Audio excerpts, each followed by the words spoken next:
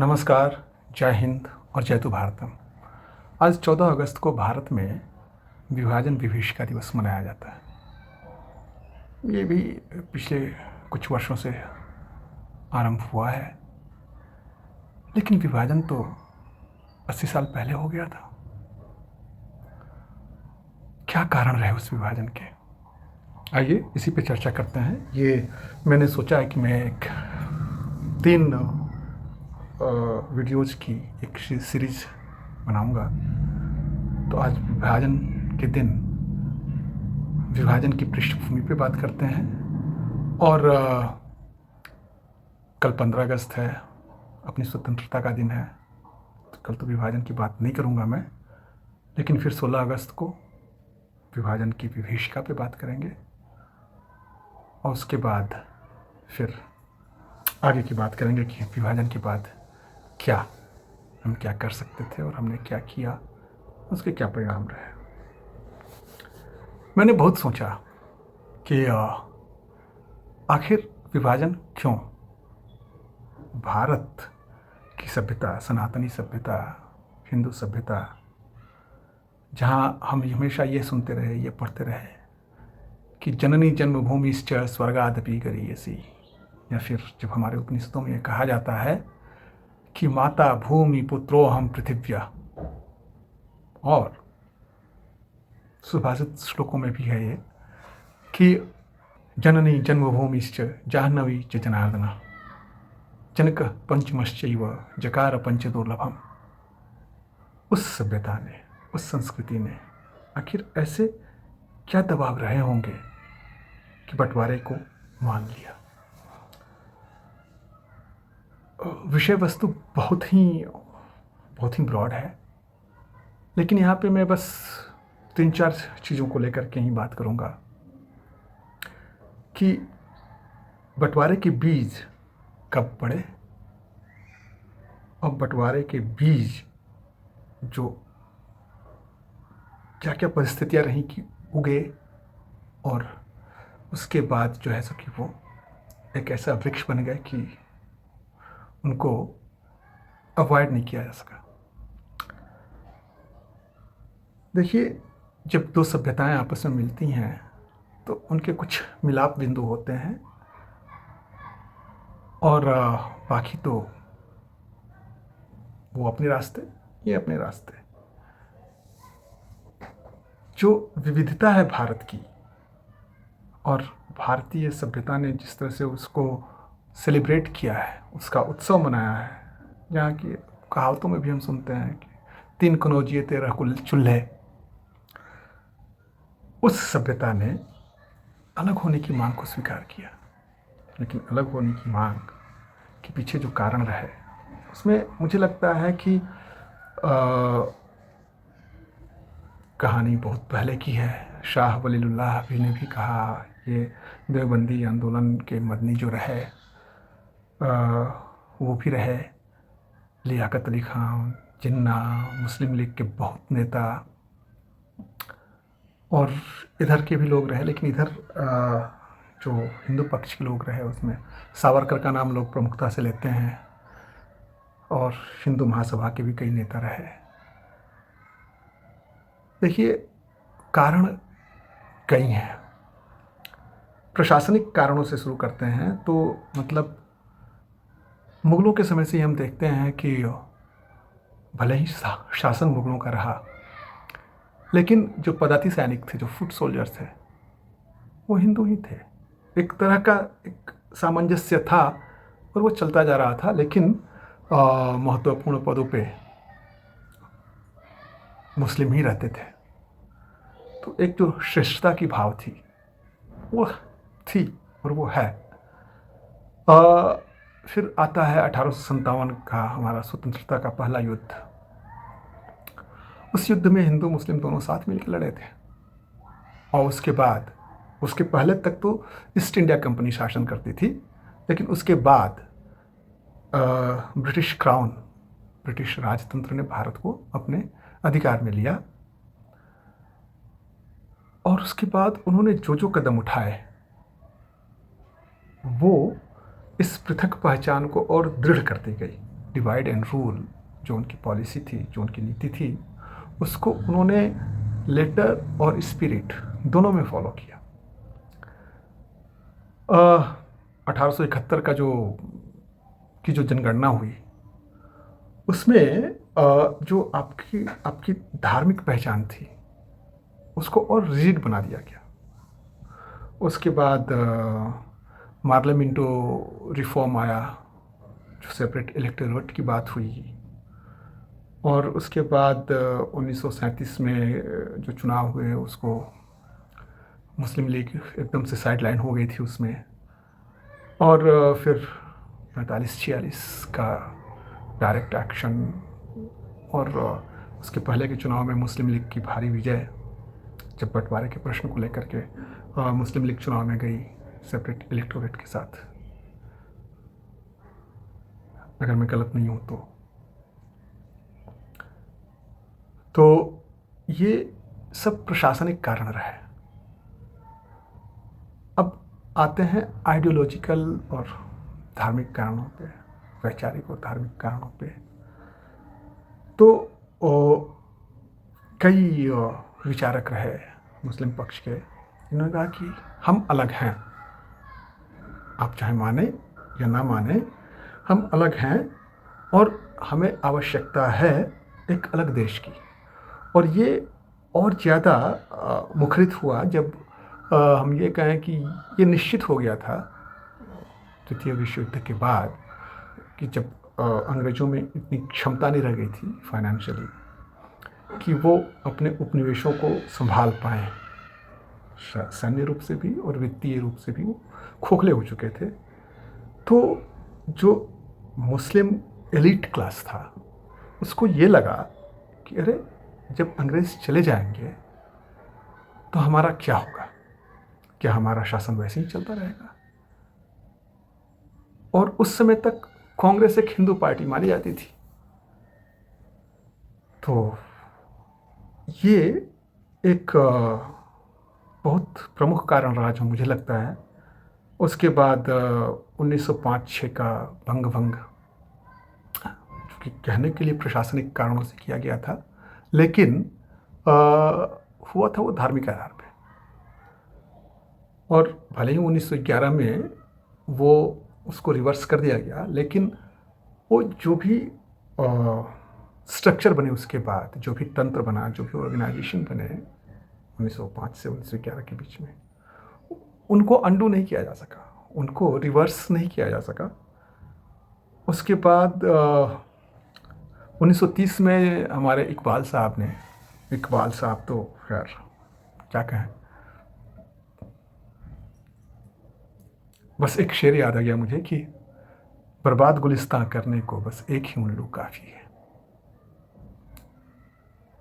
बर्बाद गुलिस्तां करने को बस एक ही उल्लू काफ़ी है, हर शाख पे उल्लू बैठा है, अंजाम गुलिस्तां क्या होगा। तो खैर इकबाल साहब ने 1930 में अपने अध्यक्षीय भाषण में कहा कि हमें चाहिए एक अलग मुस्लिम राष्ट्र चाहिए। और फिर 1940 में लाहौर डिक्लेरेशन, उसने बंटवारे की जड़ें बहुत ही गहरी कर दी।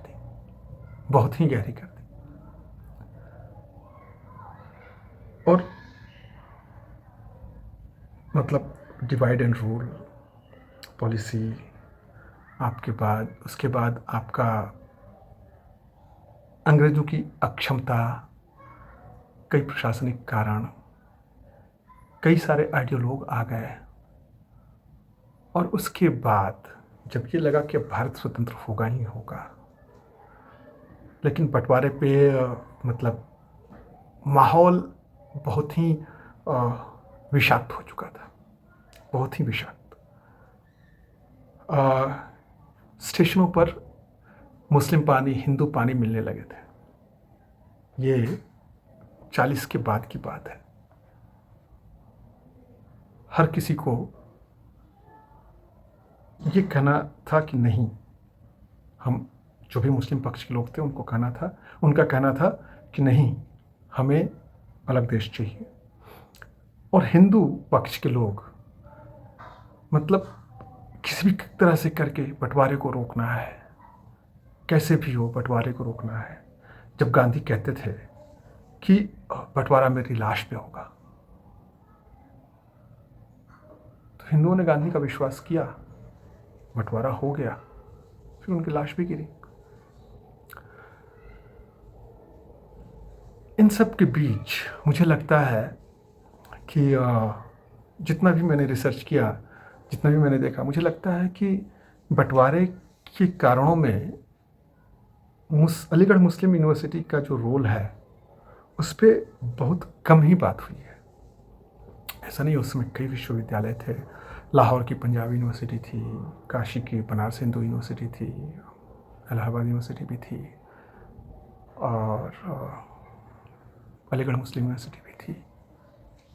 उस समय के जितने भी विश्वविद्यालय थे, जितने भी नामी गिरामी शिक्षण संस्थान थे, उसमें अलीगढ़ मुस्लिम यूनिवर्सिटी ने जिस तरह से पाकिस्तान की संकल्पना को सपोर्ट किया, वह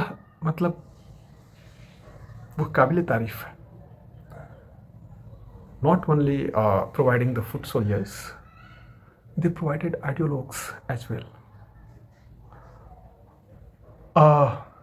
आप अगर ये देखें कि उनके इतिहास में बंटवारे के समय जितने भी मुस्लिम लीग के नेता हुए, उन सब का संबंध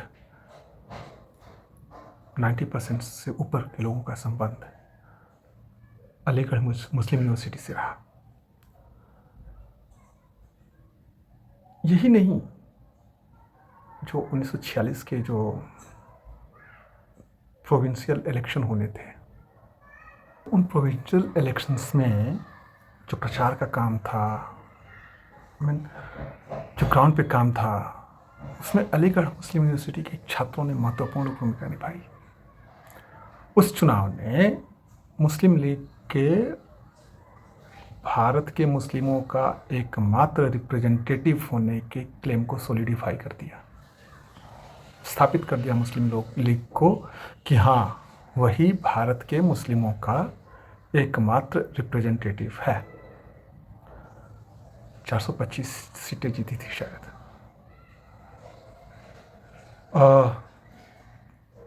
पार्लियामेंटरी रिफॉर्म हो गए, आपका सेपरेट इलेक्टोरेट हो गया, आइडियोलॉजिकल कारण हो गए,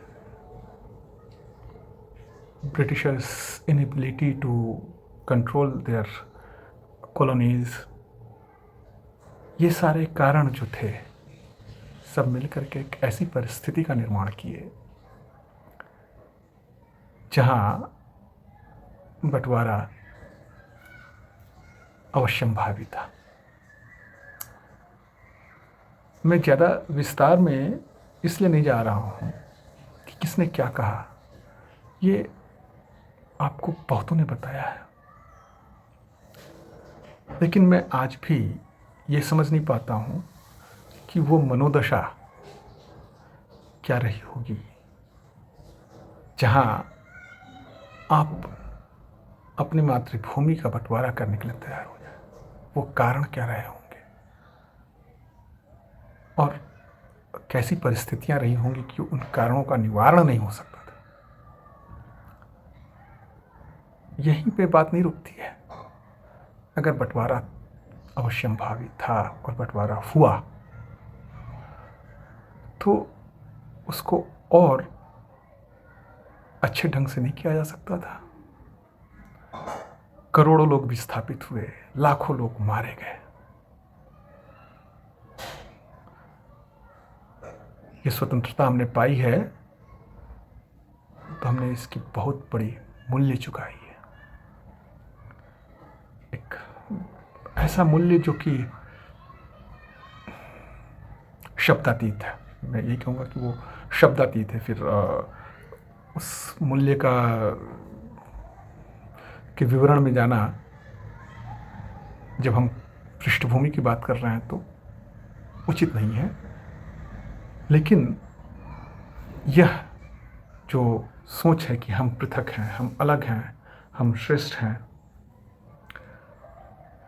ये एक कारण रहा। मुझे ध्यान आता है मेरे पितामह सदैव कहते थे कि भारतीय सभ्यता, भारतीय संस्कृति एक पाचक संस्कृति रही है। It's like a digestive one. जो भी आता गया इसमें घुलता मिलता गया। शक आए, हुण आए, कुषाण आए, ग्रीक आए, जो भी आया वो भारतीय संस्कृति में रच बस गया। लेकिन इस्लाम और ईसाइयत, ये दो ऐसे धर्म रहे जिन्होंने अपनी पहचान अलग रखी।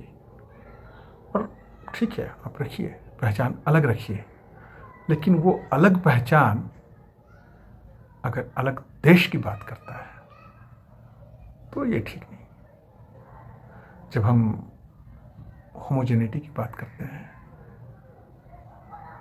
तो हमें ये मानना चाहिए कि होमोजेनिटी विचारों में जो आती है वही सबसे अच्छी होती है। तलवार के दम पे तो फिर धर्मांतरण होता है, और वो हम देख रहे हैं कि जो टुकड़े भारत से अलग होकर के पाकिस्तान और बांग्लादेश बने, पाकिस्तान बना 1947 में और बांग्लादेश बना 1971 में, वो टुकड़े दो देश नहीं बने, वो दो देश नहीं बने, वो इस्लाम के दो किले बने, एक पूर्व में और एक पश्चिम में। खैर, बंटवारे की ये कारण रहे मेरी समझ से। हो सकता है कि इसमें से मैं कुछ भूल भी गया हूँ, कुछ मिस भी कर गया हूँ, बहुत कुछ छूट गया है। लेकिन अब इस पे बात होगी अगली 16 अगस्त को कि कैसे डायरेक्ट एक्शन डे की कॉल जो है, ये लगभग सारे नेताओं को ये मानने पे मजबूर कर दिया कि अब बंटवारे से इतर कुछ भी संभव नहीं। धन्यवाद। हर हर महादेव।